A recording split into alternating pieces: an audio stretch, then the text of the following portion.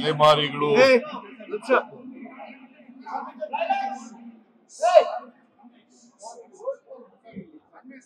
ಅಲೆಮಾರಿಗಳ ಮಹಾ ಒಕ್ಕೂಟನ ಏನದು ಮಹಾ ಒಕ್ಕೂಟ ಅಲ್ಲ ಅಲೆಮಾರಿಗಳ ಮಹಾ ಒಕ್ಕೂಟ ಇವತ್ತು ನನಗೆ ಮಾದೇವಪ್ಪ ಚೀಫ್ ಸೆಕ್ರೆಟರಿ ಮತ್ತೆ ನಮ್ಮ ಪೊಲಿಟಿಕಲ್ ಸೆಕ್ರೆಟರಿ ಅವರೆಲ್ಲ ಇದ್ದಾಗ ಒಕ್ಕೂಟದವರು ಭೇಟಿ ಮಾಡಿದ್ರು. ಅವರು ಪ್ರಮುಖವಾಗಿ ನಾಗಮೋಹನ್ ದಾಸ್ ಅವರು judge of the Karnataka high court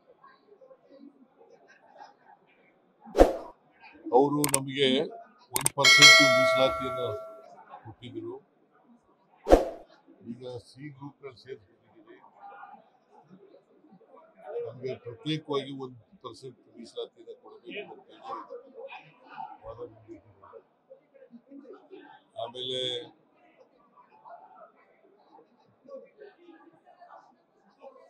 ಅಭಿವೃದ್ಧಿ ನಿಗಮ ಮಾಡಬೇಕು ಅಂತ ಇನ್ನೊಂದು ಬಹಳ ಮುಖ್ಯವಾಗಿ.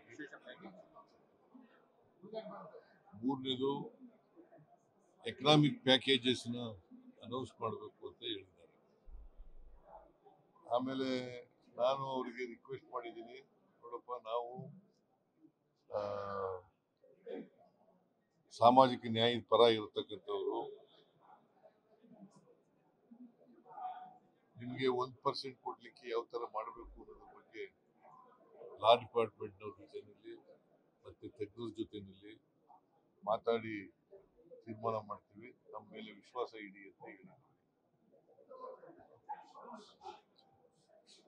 ಆಮೇಲೆ ಈ ಎಕನಾಮಿಕ್ ಇದು ಅಭಿವೃದ್ಧಿ ನಿಗಮ ಅದು ಮಾಡ್ಲಿಕ್ಕೆ ಏನು ತೊಂದರೆ ಇಲ್ಲ ಅಂತ ಹೇಳಿದ್ದೀವಿ. ಆಮೇಲೆ ಎಕನಾಮಿಕ್ ಪ್ಯಾಕೇಜಸ್ ಮಾಡಬೇಕು ಅಂತ. ಸೊ ಈ ಮೂರಕ್ಕೂ ಸ್ವಲ್ಪ ಸಮಯ ಕೊಡಿ, ನಾವು will come back to you ಅಂತ ಹೇಳಿದ್ದೀವಿ. ವಿಶ್ವಾಸ ಇಡಿ ನಮ್ಮ ಮೇಲೆ. ಆಮೇಲೆ ನಮ್ಮ ಕೇಸ್ ಹಾಕಿದಾರಲ್ಲ, ಕ್ಯಾಬಿನೆಟ್ ತಗೊಂಡಿರ್ತಕ್ಕಂಥ ಡಿಸಿಷನ್ 665 ತಗೊಂಡಿದ್ದಾರೆ. ಕೇಸ್ ಹಾಕಿದ್ರೆ ಆ ಕೇಸನ್ನು ವಾಪಸ್ ತಗೋಬೇಕು ಅಂತ ಮನವಿ ಮಾಡಿದ್ದೀವಿ.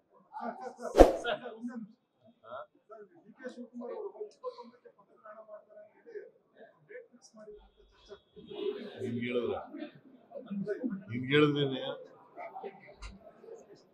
ನಿಮ್ಗೇನ್ ಗೊತ್ತಾಯ್ತು? ಅಲ್ಲ, ನಿಮ್ಗೆ ಹೆಂಗ್ ಗೊತ್ತಾಯ್ತು? ಪತ್ರಿಕೆಯಲ್ಲಿ ಏನ್ ನೋಡ್ತೀಯ? ಎಲ್ಲಿ ಯಾವ ಪತ್ರಿಕೆಯಲ್ಲಿ? ಯಾವ ಪತ್ರಿಕೆ? ನಾನು ನೋಡ್ದಿರೋ ಪತ್ರಿಕೆ ನಾನು ಎಲ್ಲ ಪತ್ರಿಕೆನೂ ಓದ್ತೀನಿ, ಎಲ್ಲೂ ನೋಡಿಲ್ಲ. ಲೇಟೆಸ್ಟ್ ಹಾಗೂ ಇಂಟ್ರೆಸ್ಟಿಂಗ್ ಸುದ್ದಿಗಳಿಗಾಗಿ ಬಾಸ್ ಟಿವಿ ಕನ್ನಡ ಚಾನೆಲ್ನ ಸಬ್ಸ್ಕ್ರೈಬ್ ಮಾಡಿ. ಹಾಗೆಯೇ ಬೆಲ್ ಐಕಾನ್ ಪ್ರೆಸ್ ಮಾಡಿ. ಇದರ ಜೊತೆಗೆ ಫೇಸ್ಬುಕ್, ಇನ್ಸ್ಟಾಗ್ರಾಮ್, ಎಕ್ಸ್ ನಲ್ಲೂ ಮಿಸ್ ಮಾಡದೆ ಫಾಲೋ ಮಾಡಿ.